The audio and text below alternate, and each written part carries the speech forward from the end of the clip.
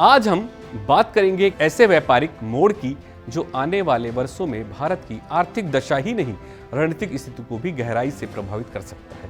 मुद्दा है भारत अमेरिका के बीच संभावित प्रारंभिक व्यापार समझौता, जिसमें अमेरिकी कंपनियों को भारतीय सरकारी ठेकों में हिस्सेदारी देने की बात हो रही है। प्रस्ताव क्या है? सूत्रों के मुताबिक अगर बात करें, अगले महीने भारत और अमेरिका एक प्रारंभिक द्विपक्षीय व्यापार समझौते की घोषणा कर सकते हैं। सौदे के प्रमुख बिंदु हैं कृषि उत्पादों पर टैरिफ और गैर टैरिफ बाधाओं में ढील, अमेरिका से मक्का, बादाम, सोयाबीन, पिस्ता, पोल्ट्री और मांस का भारत में प्रवेश। इसके बदले अमेरिका भारतीय वस्त्र, रत्न और आभूषणों को अधिक बाजार देगा और सबसे अहम, भारत का सरकारी खरीद बाजार आंशिक रूप से अमेरिकी कंपनी के लिए खोला जाएगा। भारत हर साल करीब 750 अरब डॉलर की सरकारी खरीदी करता है, जिसमें 25% छोटे उद्योगों के लिए आरक्षित है। इसका एक हिस्सा अब अमेरिकी कंपनियों को देने की तैयारी है। हालांकि यह केवल केंद्र सरकार के अधीन एजेंसियों तक सीमित रहेगा।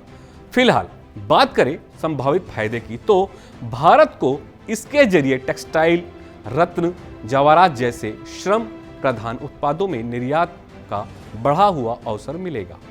अमेरिका के रुख में लचीलापन भी दिखा है। पिछले 9 जुलाई से लागू होने वाले पारस्परिक टैरिफ को टालने की मंशा इसी सौदे से जुड़ी है। भारत की जीडीपी 4.19 ट्रिलियन डॉलर है और 2027 तक यह तीसरे स्थान पर पहुंच सकती है।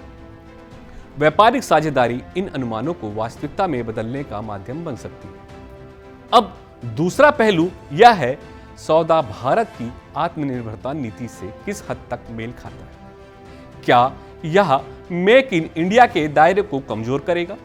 यदि 50 अरब डॉलर तक ठेके विदेशी कंपनियों को दिए जाते हैं, तो क्या स्थानीय एमएसएमईज और घरेलू नवाचारों की अनदेखी होगी? और यह सिलसिला यही नहीं रुकेगा। सरकार संकेत दे चुकी है कि ब्रिटेन और अन्य साझेदार देशों के साथ भी ऐसी व्यवस्था को बढ़ाया जा सकता है। सबसे विवादास्पद मुद्दा कृषि उत्पादकों को लेकर है। अमेरिकी कृषि लॉबी चाहती है कि भारत जीएम फूड्स को अनुमति दे, लेकिन भारत सरकार ने साफ कर दिया है कि जीएम फूड्स पर प्रतिबंध जारी रहेगा। हालांकि सवाल उठता है, यदि जीएम पर प्रतिबंध बना रहा तो क्या अमेरिका संतुष्ट रहेगा? और क्या इस बहाने सुरक्षा के जुड़े भारतीय मानकों को कमजोर किया जाएगा? इस समझौते के रणनीतिक मायने भी हैं। चीन को काउंटर करने के लिए अमेरिका भारत को व्यापार और रक्षा दोनों में मजबूत साझेदार बनाना चाहता है। लेकिन सवाल यह है, क्या भारत इस गठजोड़ में एक समान साझेदार या एक आर्थिक सुविधा केंद्र? क्या यह समझौता भारत की रणनीतिक स्वतंत्रता को प्रभावित करेगा? किस दिशा में जाएगा भारत? क्या यह सौदा भारत के लिए फायदेमंद साबित होगा या आत्मनिर्भर भारत की नींव को कमजोर करेगा? क्या इससे घरेलू उद्योगों में प्रतिस्पर्धा बढ़ेगी या वे दम तोड़ देंगे? एक और सवाल, क्या भारत सरकार को राज्यों और स्थानीय निकायों की भी मंजूरी लेकर इस समझौते का दायरा तय करना चाहिए? दूसरा पहलू यह कहता है कि वैश्विक साझेदारी जरूरी है, लेकिन समझौतों में आत्मसम्मान भी जरूरी है। भारत को लाभ जरूर उठाना चाहिए, लेकिन यह ध्यान रखकर कि कहीं ये सौदे हमारे अपने उत्पादकों, किसानों और युवाओं के लिए अवसर कम, चुनौती ज्यादा ना बन जाए।